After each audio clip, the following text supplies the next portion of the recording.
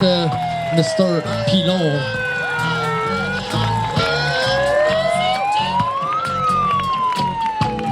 I'm looking for Christine Colbeck.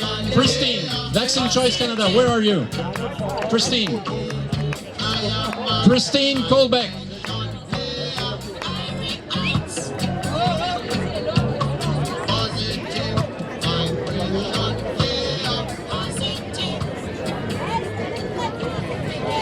Salut le monde!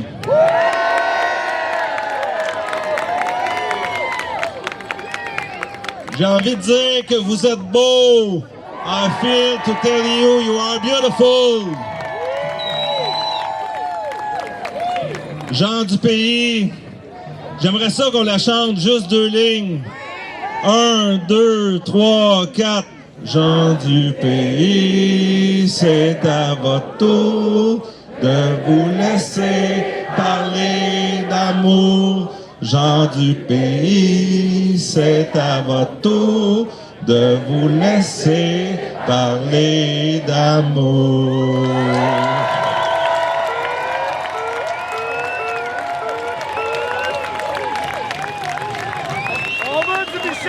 Combien de dizaines de mille sommes-nous aujourd'hui?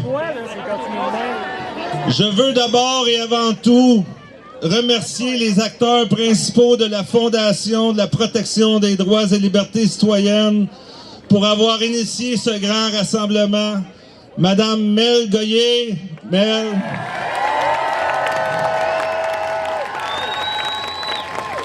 Est-ce que Monsieur Daniel Saint-Hilaire est là? Non? Ouais, le grand chef et non le moindre, Stéphane Blais, le patriote.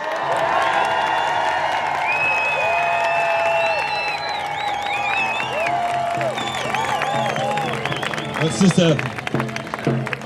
On est très content que vous soyez ici, mais je pense que M. Legault et M. Arruda ne le sont pas. Bravo! Bravo! Victoire! Ça, là, quand on fait ce signe-là, ça veut dire victoire. C'est pas un hasard. V pour victoire, OK? Victoire, guys. All right. Je vais aussi féliciter chacun de vous de s'être levé ce matin en sachant que vous preniez la destination d'un rendez-vous qui se veut un autre grand pas vers la victoire du peuple québécois.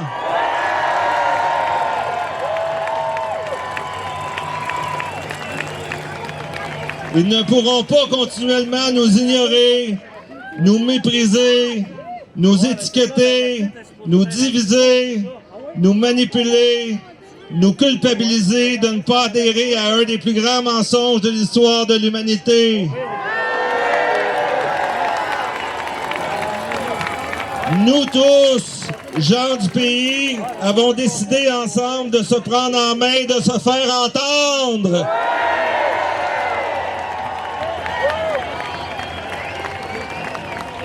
Nous avons été choisis pour livrer cette bataille historique où nous sommes témoins du saccage de nos droits et libertés les plus élémentaires. Nous assistons à la destruction de notre économie, à la déroute de notre communauté, mais nous avons ici présents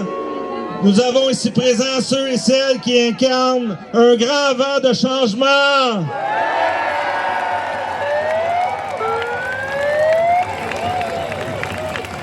Dans cette grande pièce de théâtre du COVID-19, je veux saluer tous les braves qui se sont mis dans des positions inconfortables, qui prennent des risques, qui sacrifient des relations,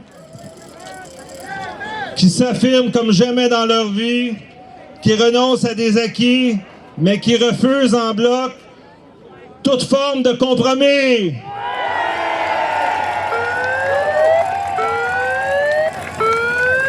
Grâce à cette mauvaise comédie des masques, nous les avons démasqués. Avec leur tactique de peur, les gens braves se sont levés. À force de les voir propager la haine, nous recommençons à nous aimer. Mais surtout, à force de nous écraser, ils ont fini par nous trouver.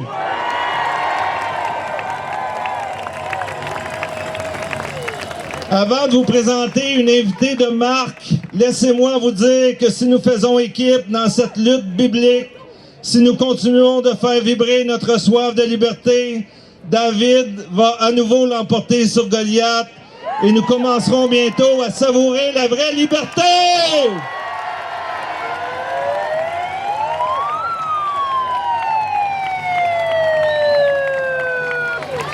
Nous avons dans notre équipe des gens de très grand talent. Parmi ceux-ci, certains n'ont pas besoin de présentation. Je vais quand même me permettre de vous souligner que nous avons dans nos chefs de file une femme d'exception, au CV bien garni. Elle fait fulminer les médias par sa franchise et sa droiture. Elle joue le rôle le plus important de sa vie. Elle le fait parce qu'elle est fidèle à ses convictions. Elle fait des sacrifices comme personne ici n'en a fait. C'est d'un privilège pour moi de vous présenter la seule et unique Lucie Laurier.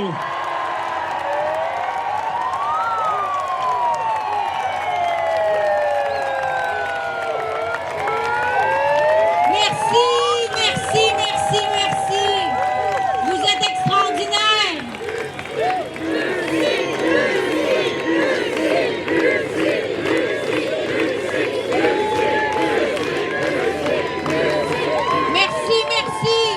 Merci à vous. Parce qu'on est ensemble. Parce que moi, je serais pas capable de continuer sans vous. Et puis, parce qu'ensemble, on est sincèrement plus forts et que l'on connaît leurs tactiques. Parce qu'ils expriment du mépris. Et le mépris, ça fait pas partie de nous.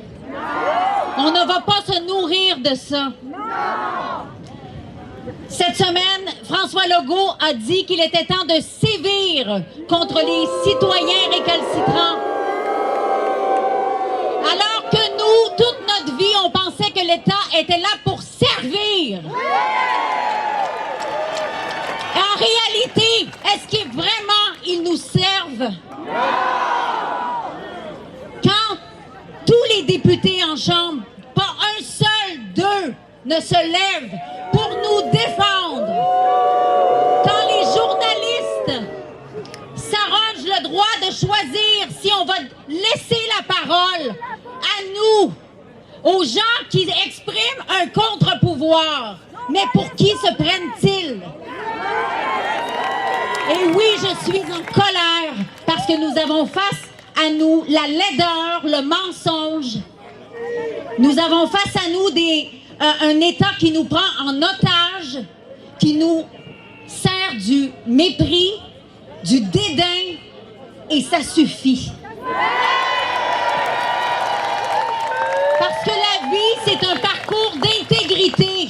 Ce n'est pas un parcours de popularité. Donc oui, il y en a qui vont pas nous aimer. Et notre parole va déranger. Et ça suffit le confort. Nous dérangeons parce que nous disons la vérité.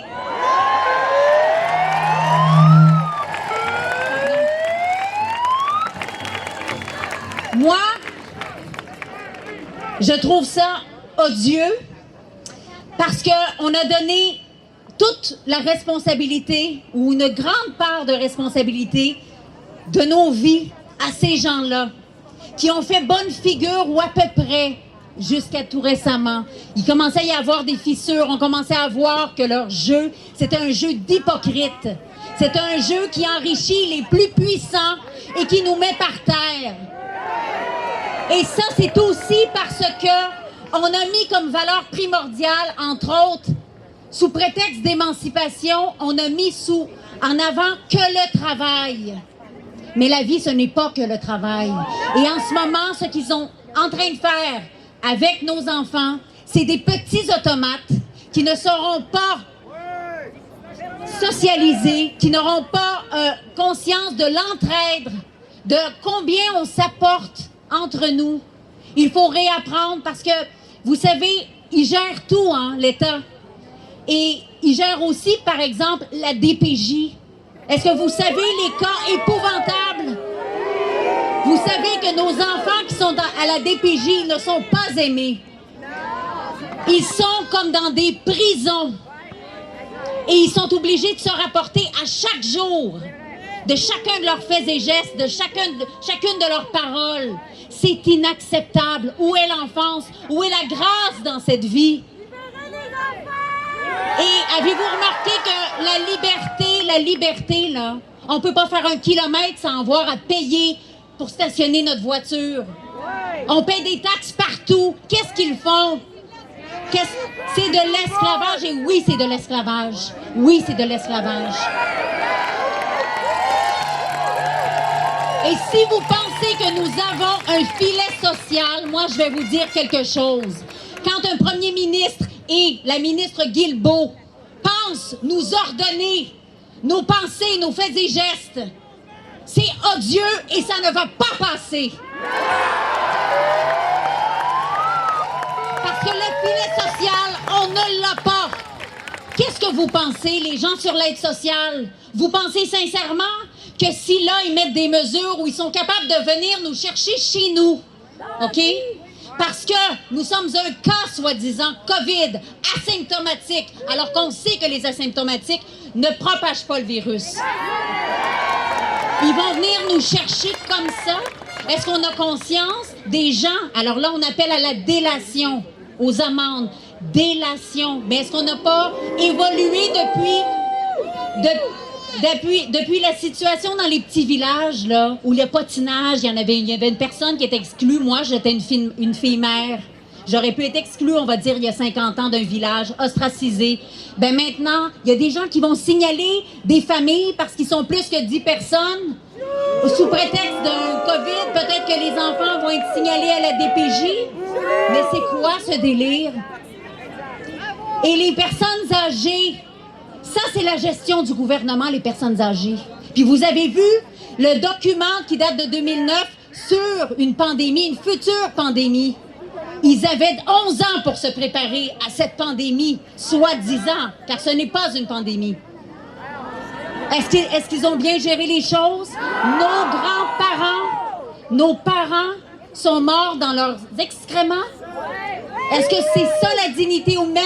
C'est à ça que servent nos impôts? C'est horrible. Et je suis très heureuse d'être parmi vous parce que je trouve des gens intègres, des gens magnifiques. Et je vous le dis, je reviens à l'aide sociale. Pensez-vous pas que pour avoir droit à l'aide sociale, éventuellement, il va falloir passer par les mesures, obligés d'être testés, obligés éventuellement d'avoir le vaccin? Vous pensez sincèrement qu'ils vont nous donner, parce qu'eux, ils pensent qu'ils nous donnent des cadeaux, car rien n'est gratuit, je répète. L'éducation n'est pas gratuite au Québec. Nous payons l'éducation. La santé n'est pas gratuite au Québec. Nous payons les soins de santé.